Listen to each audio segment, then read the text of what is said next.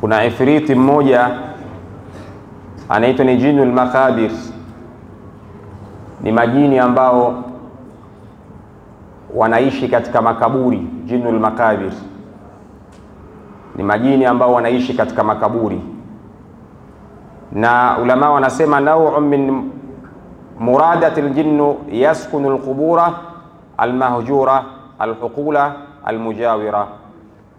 Wanasema hao ni majini ambao wanaishi katika yale makaburi ya zamani yale. Hawa jinul makabir wa wanatumika wakati mwingine kumfanyia mtu sihiri, hata ikiwa kwenye simu. Watu wengi hawajui. Chukua hii abu nakupa. Jinul makabir, hawa majini wanaokaa makaburini. Majini wanakaa sehemu tofauti tofauti, lakini majini wanaokaa makaburini wa wanatumika wakati mwingine kuwafanyia watu ubaya, hata kwenye simu. Hata kwenye simu wanatumika.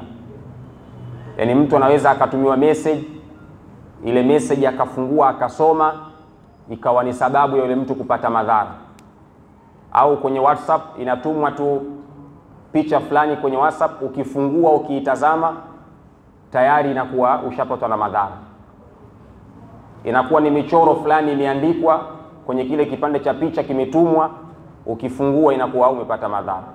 Na hii nimeshashuhudia mtu mmoja maeneo ya Tegeta, alikuwa ni askari yule jamaa.